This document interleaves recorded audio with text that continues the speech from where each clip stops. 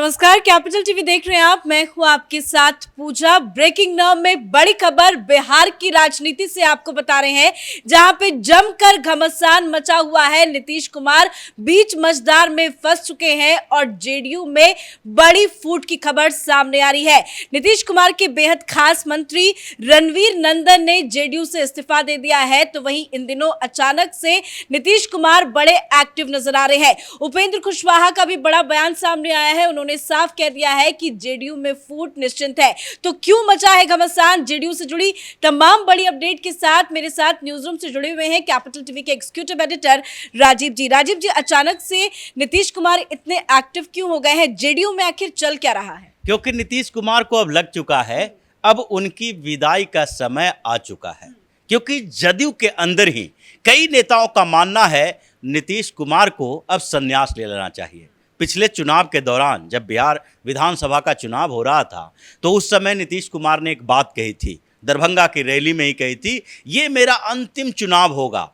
ये अंतिम चुनाव मतलब अब हम आगे मुख्यमंत्री नहीं बनेंगे, अब हम आगे कोई चुनाव नहीं लड़ेंगे। लेकिन महत्वाकांक्षा देखिए कि जैसे ही ये लगने लगा कि विपक्ष एकजुट होने की तैयारी में है, राजद के साथ गठबंधन किया, तो इनकी महत्वाकांक्षा पीएम की तरफ चला गया। जबकि इन्हें सम्मानजनक विदाई के लिए एक तरीका भारतीय जनता पार्टी की तरफ से दिया गया था, एक ऑफर भी दिया गया था, उपराष्ट्रपति बन जाओ, कहीं का राज्यपाल बन जाओ, तब कम से कम आप एक्टिव भी रहोगे और जदयू के दूसरे नेता संभाल लेंगे पार्टी को। लेकिन नीतीश कुमार की महत्वाकांक्षा ने उन्हें ऐसा बना दिया है कि आज फड़फड़ा रहे हैं। लेकिन सुशील मोदी ने एक बड़ा खुलासा किया है। वो कह रहे हैं कि नीतीश कुमार के कई मंत्री, सांसद, विधायक हमारे पास आते हैं कि बीजेपी के साथ गठबंधन हो जाए, नीतीश कुमार को राज्यपाल ही बना दो। ये तो नीतीश कुमार को भी पता है। आजकल जो प्रोएक्टिव नीतीश कुमार हो चुके हैं, जो अभी तक क्या था, अभी तक 3-4 महीने में नीतीश कुमार एक्टिव थे, लेकिन अपोजिशन पार्टियों के साथ मीटिंग में एकजुट करने के लिए, अपनी ऊपरी महत्वाकांक्षा के लिए अभी तक अपनी पार्टी में इतना ज़्यादा एक्टिव नहीं थे। एक्टिव कहाँ थे? वो नवीन पटनायक से मिल रहे थे, ममता बनर्जी से मिल रहे थे, INLD से मिल रहे थे, यानी चौटाला परिवार से मिल रहे थे। यहाँ तक कि वो साउथ इंडियन स्टेट्स के कई सीएम से भी मुलाकात की, पार्टी के लोगों से मुलाकात की कि विपक्षी एकता जो हो, उस गठबंधन से हमें कुछ फायदा मिल जाए, चाहे तो कोऑर्डिनेटर बना दिया जाए या पीएम का दावेदार हो जाए। लेकिन अब क्या हो रहा है, इनको लगा कि जो कहा जाता है कि केंद्र से दूरी हमेशा अलगाववाद को जन्म देता है। जैसे ही आप बिहार से बाहर की एक्टिविटी में एक्टिव हो गए, वैसे ही बिहार में आपकी पार्टी टूटने लगी। वहाँ पर इन्होंने पहले किया, सांसदों को बुलाया। सारे सांसद जो इनके हैं, जो 2 से 16 तक पहुँचे भारतीय जनता पार्टी के साथ गठबंधन करने के कारण, वो सारे सांसदों से मुलाकात करके कहे कि भाई 2024 के लिए बताओ ग्राउंड रियलिटी क्या है। सबने कह दिया राजद के साथ चुनाव लड़ोगे, फिर से 2 पर चले जाओगे, जैसे 2014 में थे भारतीय जनता पार्टी से गठबंधन तोड़ने के बाद। उसके बाद इनको लगा हो सकता है ये सांसदों के बीच की बात है, इंटरनल रिपोर्ट है, सांसद झूठ भी बोल सकते हैं। उनको तो लग ही रहा था, सारे के सारे सांसद जो उनके हैं, उनको लगता है भाजपा के साथ गठबंधन करके हम अपने पिछले रिकॉर्ड को बरकरार रखें, यानी कि उन्हीं क्षेत्रों से चुनाव लड़ें। वहां भारतीय जनता पार्टी के कोई कैंडिडेट तो था नहीं, दोनों का अलायंस था, जदयू और भाजपा का। इसीलिए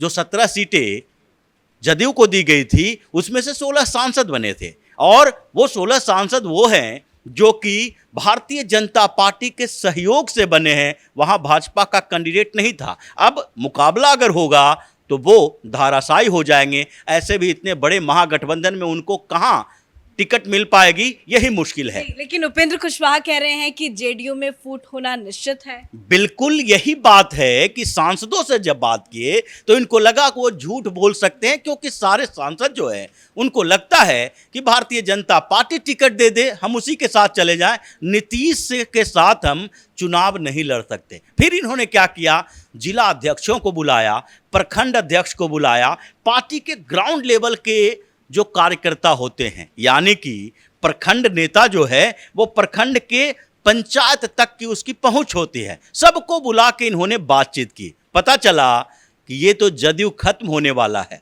जदयू के अंदर ही सारे नेता जो हैं, कम से कम 25 ऐसे नेता हैं, 22 से 25 की लिस्ट बताई गई कि ऐसे नेता हैं जो कभी भी आपका साथ छोड़ सकते हैं। ये सीएम का पद नहीं रहेगा। आज ही बड़ी खबर सामने आ गई कि रणवीर नंदन जो कि पूर्व एमएलसी रहे हैं, उन्होंने भी नीतीश का साथ छोड़ बिल्कुल, उन्होंने भी साथ छोड़ दिया और अभी ये शुरुआत है। दिया। संख्या बढ़ेगी। ये संख्या धीरे धीरे बढ़ेगी और 2024 लोकसभा चुनाव की जो बात हो रही है उसमें इनके कोई सांसद इनके साथ नहीं है। आरपीएन सिंह जो इनके बहुत करीबी होते थे, संगठन में बहुत महत्वपूर्ण भूमिका निभाई उन्होंने, वो भी जब चल गए इनका साथ छोड़ के, वो भी अंदर से यही बात देख रहे हैं कि जदयू में कौन कौन से नेता हैं जो नीतीश से नाराज हैं। लिस्ट तैयार है, कभी भी विस्फोट हो सकता है। लेकिन नीतीश कुमार का क्या होगा?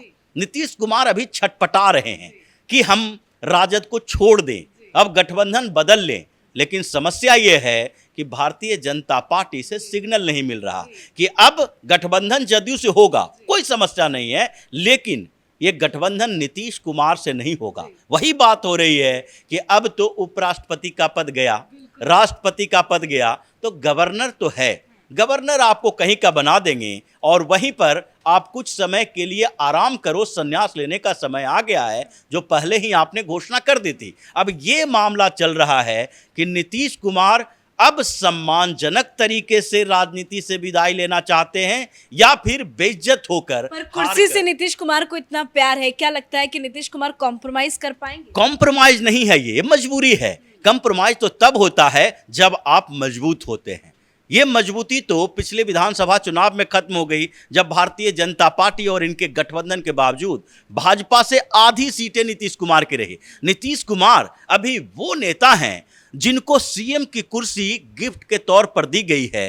ये कठपुतली हैं, चाहे भारतीय जनता पार्टी के साथ रहे, फिर भी इनके दिमाग में घुसा रहा कि भारतीय जनता पार्टी ने हमारे ऊपर एहसान किया। अब राजद के साथ है, इनके दिमाग में है लालू यादव ने हमारे ऊपर एहसान किया है। इसलिए जब मजबूती होती है तो नेगोशिएशन होता है, कंप्रोमाइज। लेकिन अभी तुम मजबूर हैं नीतीश कुमार, न इधर जा पा रहे हैं न उधर जा पा रहे हैं। अब एक अंतिम फैसला लेना है और वो फैसला ये है, सीएम की कुर्सी छोड़ो, भारतीय जनता पार्टी के साथ गठबंधन। और जदयू के सारे नेता तैयार हैं भाजपा के साथ गठबंधन करके भाजपा का मुख्यमंत्री बनाने के लिए और राजद के से अलग होने के लिए, क्योंकि राजद भी अब वो स्थिति में नहीं है। राजद के अंदर ही देखिए क्या करेंगे तेजस्वी यादव? अभी तो नीतीश कुमार के साथ है, अगला उनका कदम क्या होगा? क्योंकि इतनी हलचल हो रही है, अभी तक तेजस्वी यादव की तरफ से कोई बयान नहीं आया, बहुत साइलेंट मोड में चले। तेजस्वी यादव बोल भी नहीं सकता, अगर बोलेगा तो विस्फोट हो जाएगा। इसके नेता ऐसे ही हैं, जिस तरीके से अभी राजद के अंदर चल रहा है। जदयू के अंदर ही नहीं, राजद के अंदर भी घमासान है। मनोज झा ने बोल दिया, एक कविता पढ़ दी, समाजवादी क्रांतिकारी कविता। उसके बाद जितने जो ठाकुर, ये जो राजद का मेन समीकरण हुआ करता था MRY, यानी कि मुस्लिम, राजपूत और यादव, उसमें से राजपूत अब इतने गुस्से हो गए कि जिन लोगों को, यानी आनंद मोहन को जेल से निकालने के लिए मैनुअल में परिवर्तन करवाया नीतीश कुमार और लालू यादव ने मिलकर। उनके बेटे चेतन आनंद आज राजद के विधायक है। मनोज झा की बात के बाद घमासान मचा हुआ है। कई राजपूत लीडर हैं, छोड़ने के लिए तैयार हैं। आनंद मोहन, मनोज झा, और मनोज झा कौन है? लालू यादव का बिल्कुल राइट हैंड, तेजस्वी यादव का राइट हैंड। हर जगह आप देखेंगी मनोज झा बोलने में आगे रहते हैं। राज्यसभा के सीट दी गई है, राज्यसभा में इन्हें प्रवक्ता बनाया जाता है एक तरह से राजद का। तो जो स्थिति राजद में है उसमें तेजस्वी यादव मुंह खोलते हैं, राजद भी टूटने वाली है। तो इसलिए बिहार में अब बड़ा खेल होने वाला है। लोकसभा चुनाव से पहले नीतीश पूरी तरह से फंस गए हैं। सम्मानजनक विदाई चाहिए या फिर बेइज्जत होकर राजनीति से बाहर होना है, ये दो विकल्प है। दोनों में से जो चुनना चाहें नीतीश चुन सकते हैं। धन्यवाद सर अपडेट के लिए। तो कह सकते हैं कि नीतीश कुमार ना घर के रहे हैं ना घाट के। कहाँ चले थे विपक्षी एकजुटता की मुहिम को सक्सेस करने के लिए विपक्ष को तो वो एकजुट नहीं कर पाए, उनकी ही पार्टी में फूट हो गया है। जेडीयू में जमकर घमासान की खबरें सामने आ रही है और नीतीश के मंत्री ही नीतीश के कुमार के खिलाफ हल्ला बोल चुके हैं। अब देखना होगा कि नीतीश कुमार का अगला कदम क्या होता है। इस बड़ी खबर में मेरे साथ फिलहाल इतना ही। कैमरा पर्सन रवि के साथ मैं पूजा, कैपिटल टीवी।